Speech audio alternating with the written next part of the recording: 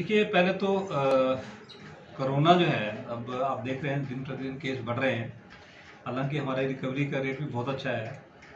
तो अब इसके साथ साथ ही जैसे अनलॉकिंग का प्रोसेस भी चल रहा है, तो अब कोरोना के कारण ही सारी जो बाकी एक्टिविटीज़ हैं उसको बंद नहीं किया जा सकता है। अदरवाइज और कई तरह की कॉम्प्लिकेशन आने का संभावना है। इसलिए चीज़ों को फेज्ड मैनर में ग्रेजुअली खोला जा रहा है। तो जो इतने समय से जो एक्टिविटीज़ बंद थी वो डेफिनेटली दोबारा शुरू हो रही हैं, हो गई हैं कुछ। उसके कारण जो रोड की ट्रैफिक भी बढ़ रही है, तो उससे एक्सीडेंट्स की भी अगर आप उसकी रेट देखें तो उसमें थोड़ी सी इंक्रीज हुआ है। हालांकि अगर ओवरऑल देखा जाए तो एक्सीडेंट्स में बहुत शार्प डिक्लाइन हुआ है। तो अभी इसके बढ़ने का तो संभावना रहेगी। उसके लिए जो ऑलरेडी हमारी डिप्लॉयमेंट है ट्रैफिक के लिए और नाकों के लिए, उनको और सेंसिटाइज कर रहे हैं ताकि ट्रैफिक की वायलेशन कम से कम हो और इसमें रोड एक्सीडेंट कम हो और साथ में इसमें कोई कैजुअलिटीज़ या इंजरीज मिनिमम रहे। उसमें हम लोग बहुत कॉम्प्रहेंसिव ऑपरेशन भी कर रहे हैं और साथ साथ में इसके साथ ही कॉम्प्रहेंसिव स्टडीज़ भी कर रहे हैं कि जो पिछले कुछ सालों से 10 सालों से नशे का जो ट्रेंड है उसमें कौन सी चीज़ ज़्यादा बढ़ रही है। और आपकी ये बात से हम लोग एग्री करते हैं कि जिसमें चिट्टे की शिकायतें, स्पेशली जो ऊना का बॉर्डरिंग एरिया है या कांगड़ा का बॉर्डरिंग एरिया है, उसमें ये शिकायतें बढ़ रही हैं। उसमें हमने एरिया आइडेंटिफाई करके रखे हुए हैं और उस पर थॉरोली काम भी कर रहे हैं। जो लोग इसमें इन्वॉल्व हैं उनकी प्रोफाइलिंग भी कर रहे हैं और उसके बाद ज़रूरत पड़ने पे पंजाब पुलिस के साथ भी, अपने इंटर डिस्ट्रिक्ट फोर्स के साथ भी जॉइंट ऑपरेशन भी हम लोग करेंगे और उनके खिलाफ सख्त कार्रवाई भी करेंगे। इसमें इन्वेस्टिगेशन कर रहे हैं हम लोग। अभी जब तक पूरी चीज़ नहीं आ पाती तब तक इसमें कमेंट करना थोड़ा प्रीमेच्योर रहेगा। लेकिन ऑफकोर्स नशे से कई जगह डेथ्स हुई हैं और हम आपकी जानकारी के लिए बता दें कि पहले अगर ये ओवरडोज के कारण या किसी कारण से डेथ होती थी तो उसको 174 की कार्रवाई करते थे।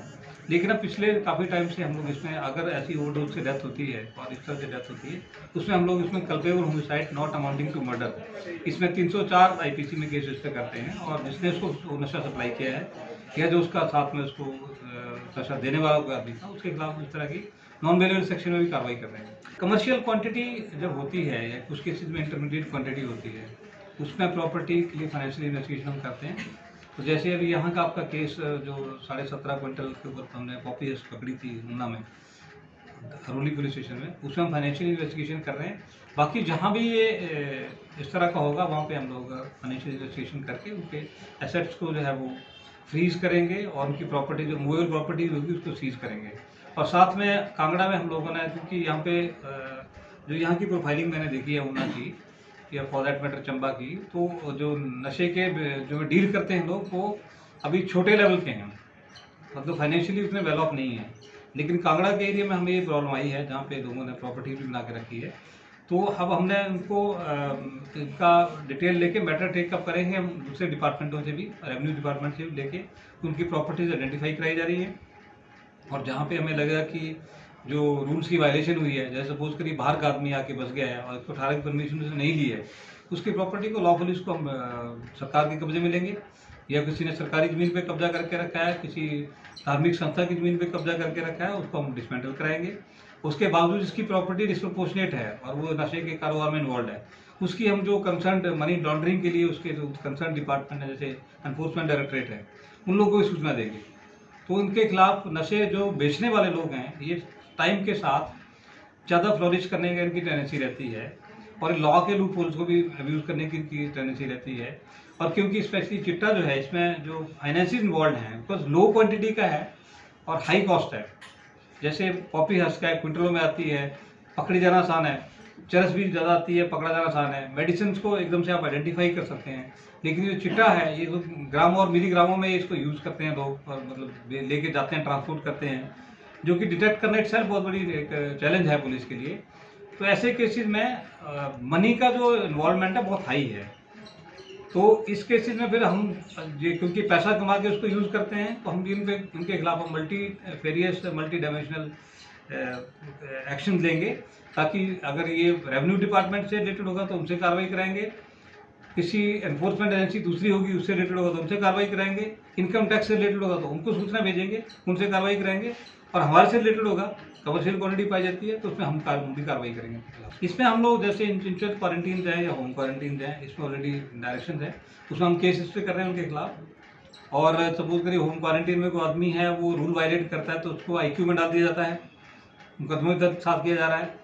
तो जहाँ जहाँ सूचना मिलती है, एंड मैं इस चीज़ के लिए आपको भी, प्रेस को भी और साथ में पब्लिक को भी आप लोगों का आभारी हूँ कि आपने इसकी कोरोना के टाइम में जो भी हमारी कोरोना के खिलाफ जो है वो एक तरह से जंग चली रही है, उसमें आप लोगों ने अवेयरनेस क्रिएट करने के लिए और प्रशासन, पुलिस और सरकारी तंत्र की हेल्प करने के लिए बहुत ज़्यादा अपने होल हार्टेडली कोऑपरेट किया है। उसके लिए आप भी और साथ में पब्लिक भी बधाई की बात है। देखिए, खनन में हमने बड़ी स्ट्रिक्ट एक्शन लिए हैं। SP साहब ने इसमें काफ़ी अच्छा काम किया पीछे, और आगे भी हम चालू रखेंगे। खनन भी एक multi departmental, inter departmental issue है।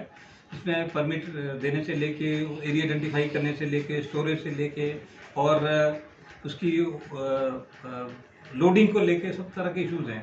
तो जनरली पुलिस का हम जो कॉग्निजेंस लेते हैं तो यही लेते हैं कि जनरली अगर कोई आदमी लेके जा रहा है और उसके पास वो परमिट नहीं है, W फॉर्म नहीं है, दूसरा फॉर्म नहीं है, तब हम कार्रवाई करते हैं।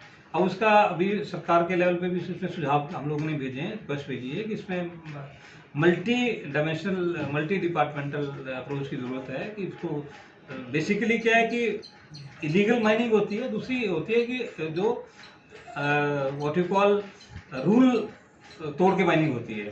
एक है कि आपकी ज़मीन है ही नहीं और आप माइनिंग कर रहे हैं, एक है ज़मीन है लेकिन उसमें आप अनसाइंटिफिक माइनिंग कर रहे हैं या रूल्स को वायलेट करके माइनिंग कर रहे हैं। तो रूल्स की वायलेशन जो है जनरली माइनिंग डिपार्टमेंट देखता है।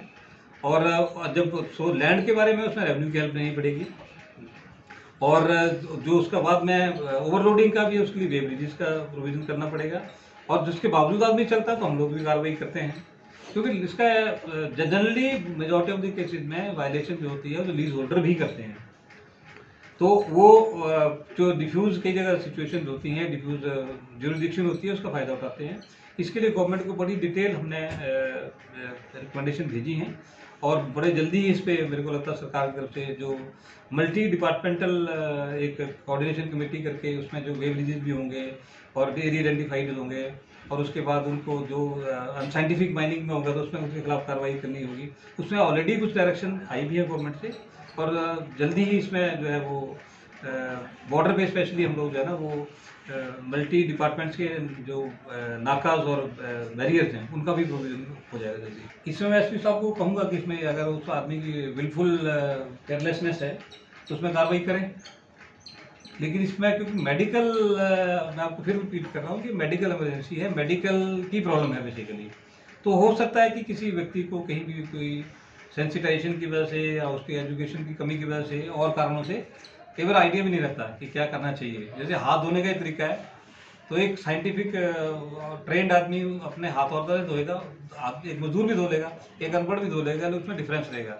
तो उसके कारण भी कई चीज़ें होती हैं। लेकिन अगर कोई विलफुल नेग्लिजेंस है या विलफुल उसका एक्ट है जिसके कारण दूसरे लोग इन्फेक्ट हो रहे हैं, दूसरे लोगों की जो लाइफ है उसको थ्रेट हो रही है, तो डेफिनेटली इसमें कार्रवाई की जाएगी। घर से दूर होकर भी दिल को हमेशा यह एहसास रहता है, उनका प्यार और फिक्र हमेशा मेरे साथ रहता है। भूषण ज्वेलर्स, अनमोल रिश्तों के लिए।